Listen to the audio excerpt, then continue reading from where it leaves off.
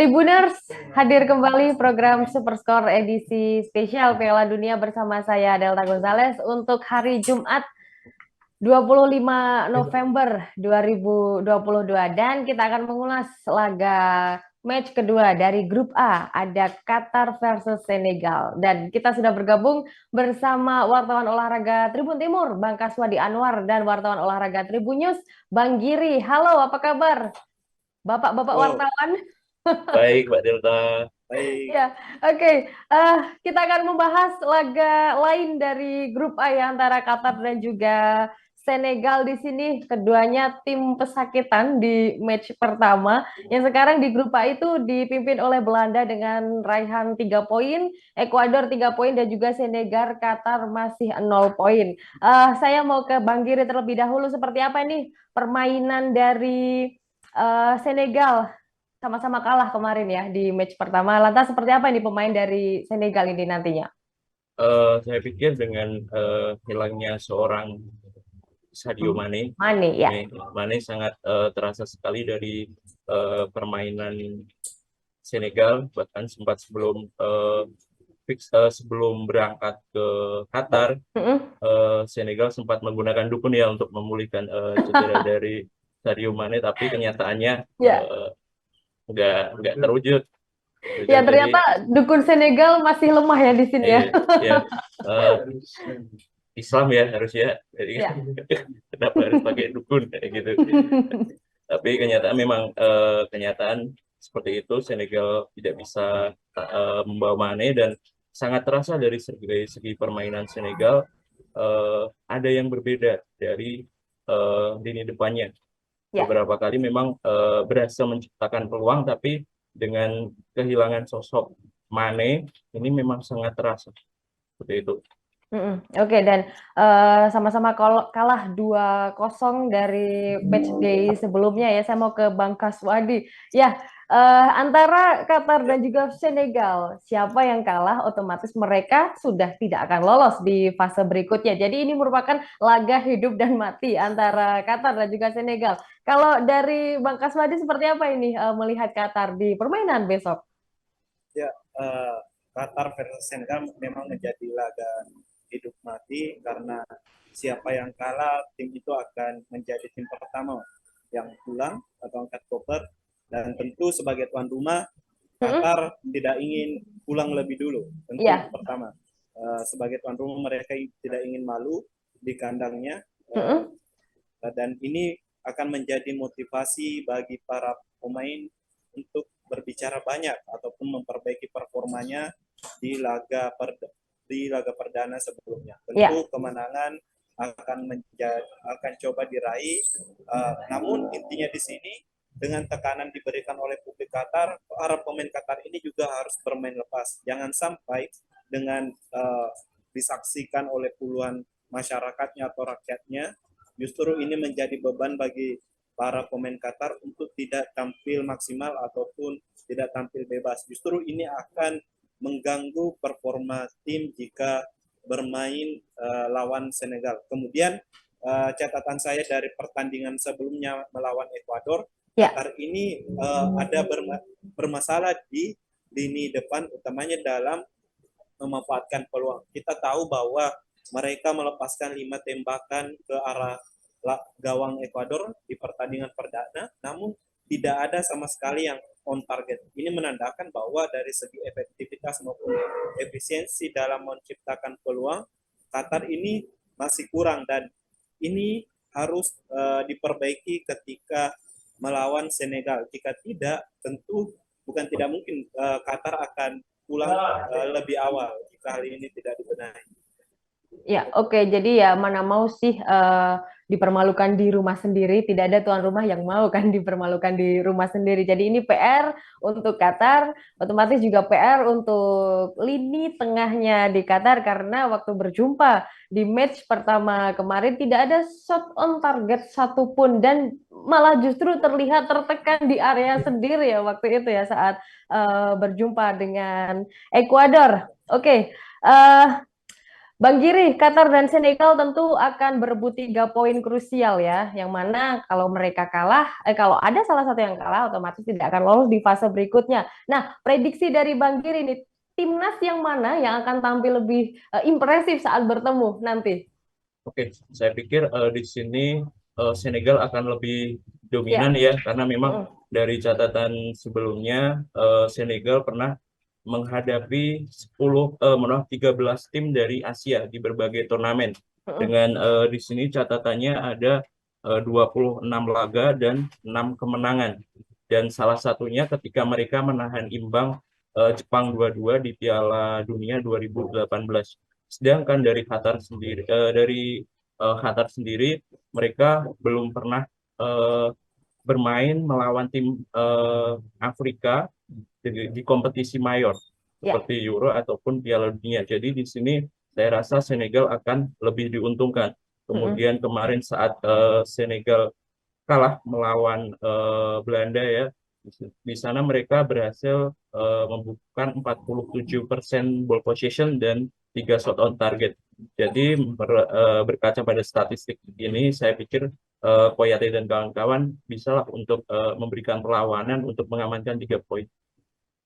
Oke, jadi Senegal yang akan bermain lebih dominan, lebih impresif karena saat Qatar di match pertama memang saya sendiri melihatnya mereka seperti demam panggung dan juga tampil gugup ditekan di area sendiri. Itu menurut Bang Giri Senegal akan lebih dominan. Nah, Bang Kaswadi setuju nggak nih kalau Senegal nanti akan lebih dominan atau justru bahkan Qatar akan memberikan kejutan, mungkin akan membenahi di berbagai lini dan aspek permainannya?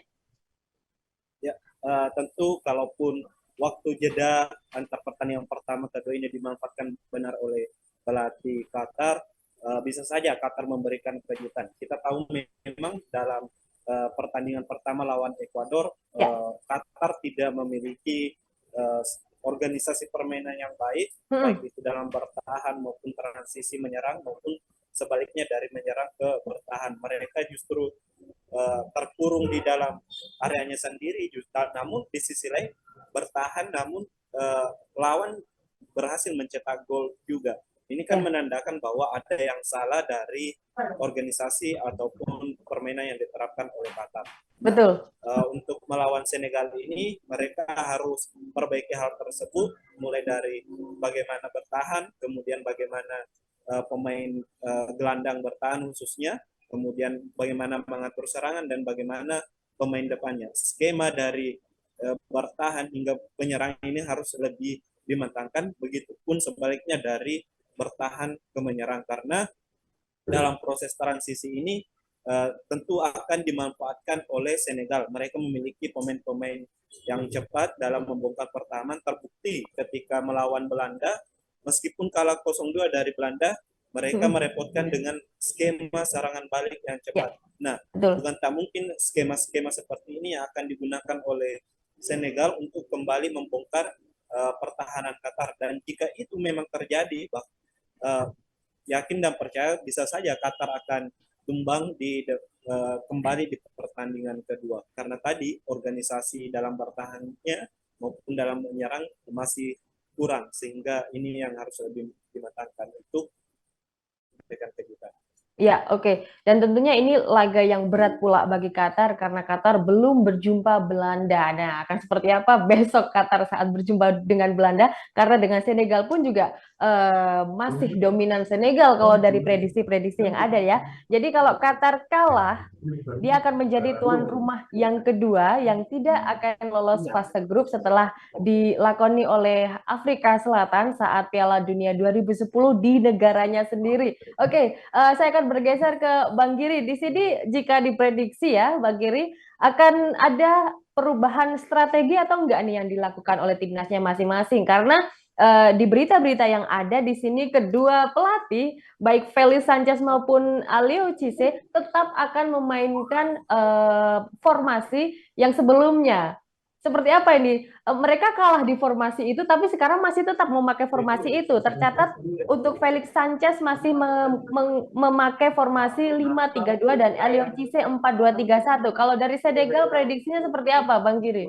Baik, saya pikir dari Senegal sendiri akan dirubah ya dari pemainnya, bukan formasinya. Jadi ada beberapa pemain yang mungkin akan diberikan menit bermain, seperti contoh Ya. Balotelli dari AC Milan itu akan lebih diberikan kepercayaan untuk tampil, mengingat dia memiliki atribut tidak hanya bertahan tapi juga menyerang yang sangat baik. Tapi untuk lini depannya mungkin masih akan mengandalkan pemain yang kemarin ya, kemudian didukung dengan Idrissa Gueye dari Everton, kemudian Koyate juga. Saya pikir ada perubahan tapi tidak signifikan. Kemudian untuk gaya permainan, mereka akan berusaha untuk nothing tulus, seperti yang diungkapkan Mbak Tito tadi. Jika mereka kalah maka mereka akan cover. Jadi di sini mereka akan mencurahkan kemampuan mereka untuk menggapai 3 angka demi mengamankan asa untuk lolos ke babak selanjutnya. Iya, iya, karena sudah terbukti pula saat melawan Belanda kemarin, Belanda sempat kerepotan pula, babak 1 masih skor kacamata dan juga kebobolan juga di menit-menit pertengahan sampai akhir gitu kan ya di gawangnya Senegal. Bang Kaswadi di sini terkait dengan formasi tadi Felix Sanchez masih memakai 5-3-2. Ada nggak sih perubahan strategi atau mungkin ada pemain-pemain yang bakalan diganti sebagai starter atau semacamnya mungkin? Mungkin dari strategi tentu dengan waktu jeda yang sangat sedikit, formasi ataupun komposisi pemain ini sangat sulit. Ya. Sisa mungkin bisa saja menurunkan dengan squad yang sama, namun beberapa tadi kekurangan seperti dalam organisasi maupun dalam transisi permainan ini yang cukup diperbaiki saja. Karena untuk dalam sepak bola itu untuk membangun chemistry dengan pola permainan yang berbeda dengan jarak pertandingan 3-4 hari saja cukup sulit, bisa saja justru akan semakin buruk jika berani melakukan perombakan dengan waktu yang sangat sedikit ini, karena perlu pematangan lebih lanjut. Makanya kalau saya tetap menggunakan formasi yang ada, kekurangan di pertandingan sebelumnya dari segi efektivitas penyerangan, transisi, bertahan ini yang cukup dibenahi oleh pelatih dari Qatar. Oke. Dan uniknya kalau laga Qatar versus Senegal ini akan berakhir imbang. Nah, ini bisa membuktikan kalau mereka memang juara dari konfederasinya masing-masing kan ya. Piala Asia 2019 untuk Qatar dan juga Piala AFCON 2021. Jadi memang membuktikan kalau kekuatan mereka seimbang dan seperti apa hasil dari klasemennya kita nantikan di match day terakhir. Oke, prediksi skor silakan Bang Giri untuk Qatar versus Senegal. Karena mengacu dari segi permainan kemarin dan statistiknya, saya pikir Senegal bisa mengamankan 3 poin. Apalagi ini Qatar bermain di depan pendukungnya sendiri, pasti ada tekanan untuk kepada mereka. Jadi demam panggung pasti sulit sih untuk dilepaskan. Jadi saya pikir Senegal 2-0. Ya, 2-0 untuk Senegal. Tadi Qatar bakalan demam panggung karena di depan supporternya sendiri tidak malah menambah semangat, tapi malah bebannya tertambah gitu, terlebih gitu kan ya. Jadi malah justru menjadi gugup dan demam panggung itu sendiri ya. Padahal di kadang-kadang Qatar itu akan bermain dengan 12 pemain, yang mana satu pemainnya itu adalah supporter itu sendiri, tapi malah menjadi gugup para pemainnya. Di sini uniknya. Oke, 2-0 ya Bang Giri ya untuk Senegal ya. Ya. Iya, Mbak. Ya, 2-0 untuk Senegal. Bang Kaswadi, ada angka lain atau bahkan mengeluarkan angka tipis lagi untuk prediksi skornya? Kalau saya, Qatar 1-0 untuk Senegal. 1-0 untuk Senegal. Jadi mendukung Senegal mendapatkan 3 poin ya? Saya mendukung Qatar. Oh, mendukung Qatar untuk mendapatkan 3 poin tentunya ya? Ya, justru faktor supporter ini yang akan memotivasi para pemain untuk mendapat 3 poin, bukan sebaliknya. Ya, tentunya juga dengan pertandingan Argentina melawan Arab kemarin yang dimana dimenangkan oleh Arab itu akan membangkitkan semangat pula kan ya untuk negara-negara seperti Qatar, Iran, dan juga negara-negara Asia lainnya karena Arab menyelamatkan wajah Asia di Piala Dunia kali ini. Oke, thank you banget. Terima kasih untuk Bang Kaswadi Anwar, wartawan olahraga Tribun Timur, dan Bang Giri, wartawan olahraga Tribun News. Terima kasih untuk ulasannya. Dan Tribuners, jangan lewatkan ya program Super Score spesial Piala Dunia 2022. Kami tayang di YouTube Tribun News dan Facebook Tribun News setiap hari selama gelaran Piala Dunia tepat 1 jam sebelum setiap pertandingan dimulai. Saya Delta Gonzales pamit undur diri, sampai jumpa di ulasan berikutnya.